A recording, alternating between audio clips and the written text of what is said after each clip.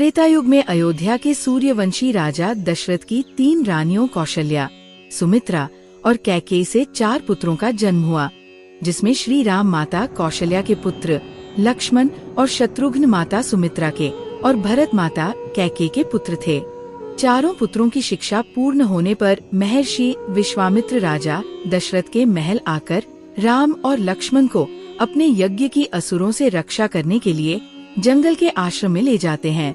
विश्वामित्र के आश्रम में श्री राम ताड़का का वध करके आश्रम की रक्षा करते हैं। ताड़का वध के बाद महर्षि विश्वामित्र श्री राम और लक्ष्मण के साथ जनकपुरी की ओर रवाना होते हैं। रास्ते में वे ऋषि गौतम के आश्रम से गुजरते हैं।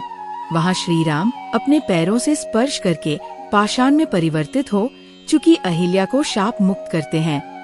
इसके बाद विश्वामित्र श्री राम एवं लक्ष्मण को जनकपुर में सीता स्वयंवर में ले जाते हैं। वहाँ भगवान श्री राम शिवजी का पिनाक धनुष तोड़ देते हैं। इसके बाद दशरथ जी के चारों पुत्रों का विवाह राजा जनक व उनके छोटे भाई कुशध्वज की पुत्रियों से होता है। श्री राम का विवाह सीता से, लक्ष्मण जी का विवाह उर्मिला से, मांडवी का विवाह भरत से और शत्रुघ्न का विवाह श्रुतकीर्ति से होता है। देवासुर संग्राम में दशरथ का रानी कैकेयी ने साथ दिया था। दशरथ 2 वरदान मांगने का वचन देते हैं। श्री राम के राज्याभिषेक की तैयारी के दौरान मंथरा के उकसाने पर रानी कैकेयी श्री राम को 14 वर्ष का वनवास और अपने पुत्र भरत को अयोध्या का राजा बनाने का वरदान मांगती है। प्रभु श्री राम अपने पिता दशरथ के वचन को निभाने के लिए अपनी पत्नी सीता और भाई लक्ष्मण के साथ सन्यासियों का वेश धारण करके नियमों के तहत 14 वर्ष के लिए जंगल में चले जाते हैं। प्रभु श्री राम, लक्ष्मण और माता सीता को निषादराज केवट नाव से गंगा पार कराते हैं। श्री राम पारितोषिक देना चाहते हैं तो केवट कहता है कि जिस तरह मैंने तुम्हें गंगा पार कराया, उसी तरह आप भी मुझे और मेरे परिवार को इस भवसागर से पार करा देना। दंडकवन में रावण की बहन शूरपणखा सुंदर अप्सरा नयनतारा का रूप धरकर कुटिया के बाहर बैठे श्री राम से विवाह करने का कहती है। श्री राम के इनकार करने पर वो लक्ष्मण से जिद करती है। फिर वह माता सीता को मारने दौड़ती है। ये देखकर लक्ष्मण जी उसकी नाक काट देते हैं। अपनी कटी हुई नाक को लेकर शूरपणखा अपने भाई और दंडक वन के असुर राजा खर और दूषण के पास पहुंचती है। बाद में श्री राम का खर और दूषण से युद्ध होता है, जिसमें दोनों का श्री राम वध कर देते हैं। खर दूषण के वध का समाचार लेकर शूरपणखा अपने भाई लंकापति रावण के पास पहुंचकर उन्हें भड़काती है और सीता की सुंदरता की तारीफ करती है। इसी के साथ वह कहती है कि आप वनवासी राम की सुंदर पत्नी का हरण करके ले आइए। इसके बाद रावण अपने मामा मारीच को हिरण बनाकर अपहरण की योजना बनाता है। सीता उस सुंदर स्वर्ण हिरण को देकर उसे लाने के लिए श्री राम से जिद करती है। राम जी उस हिरण को लाने के लिए वन में चले जाते हैं। जब हिरण का भेद खुल जाता है तो राम उसका वध कर देते हैं। बहुत देर तक श्री राम नहीं लौटते हैं तो सीता किसी अनहोनी की आशंका से लक्ष्मण को वन में श्री राम की सहायता करने के लिए भेजती है। लक्ष्मण जी एक लक्ष्मण रेखा खींचकर वन में श्री राम को ढूंढने चले जाते हैं। लक्ष्मण जी के जाने के बाद रावण सन्यासी का वेश धारण करके सीता से भिक्षा मांगता है और कहता है कि इस रेखा के पार आकर ही भिक्षा दे, तभी ग्रहण करूँगा। माता सीता ये गलती कर देती है और तब रावण अपने असली रूप में आकर अपहरण करके सीता को विमान में बैठाकर ले जाता है। रावण जब विमान से माता सीता का अपहरण करके ले जा रहा होता है, तब रास्ते में गिद्धराज जटायु उसे रोकने का प्रयास करते हैं और इसी प्रयास में रावण जटायु का वध कर देता है।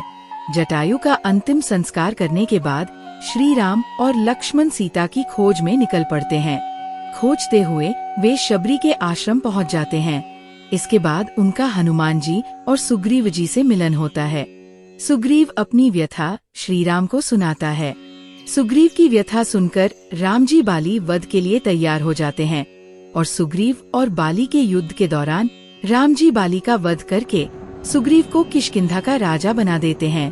सीता की खोज में जामवंत के कहने पर हनुमान जी को अपनी शक्तियों का आभास होता है और वे समुद्र लांघकर अशोक वाटिका पहुंच जाते हैं। वहां उनकी विभीषण से भेंट होती है। इसके बाद वे माता सीता को श्रीराम की अंगूठी देकर श्रीराम के बारे में बताते हैं। इसके बाद हनुमान जी को मेघनाद बंधक बनाकर रावण के समक्ष खड़ा करता है, तो वे रावण को श्रीराम के समक्ष समर्पण करने या युद्ध के लिए तैयार रहने के लिए कहते हैं।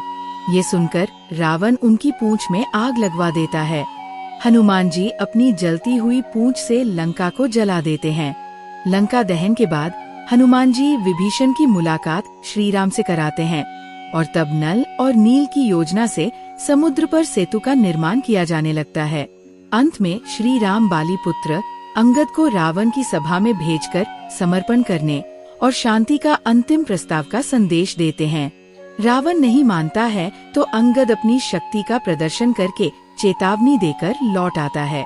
इसके बाद राम और रावण का युद्ध होता है। तीसरे दिन के युद्ध में श्रीराम का कुंभकर्ण से युद्ध होता है और तब कुंभकर्ण मारा जाता है। कुंभकर्ण और रावण के पुत्रों के मारे जाने के बाद लक्ष्मण मेघनाद का युद्ध होता है। तब मेघनाद राम लक्ष्मण को नागपाश में बांध देता है।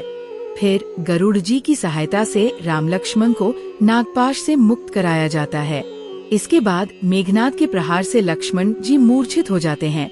तब हनुमान जी वैद्यराज सुषेण के कहने पर संजीवनी जड़ी बूटी का पहाड़ ले आते हैं। संजीवनी बूटी से लक्ष्मण जी को जब होश आ जाता है तब फिर से उनका मेघनाद के साथ युद्ध होता है और अंत में वे मेघनाद का वध कर देते हैं। इसके बाद राम और रावण का भयंकर युद्ध होता है।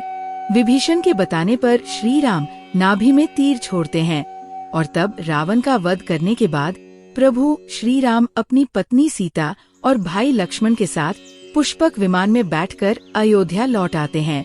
अयोध्या में प्रभु श्री राम, लक्ष्मण और माता सीता का भव्य स्वागत होता है और बाद में उनका राज्याभिषेक होता है। राज्याभिषेक में हनुमान जी, सुग्रीव, जामवंत, अंगद सहित वानर सेना के कई लोग शामिल होते हैं।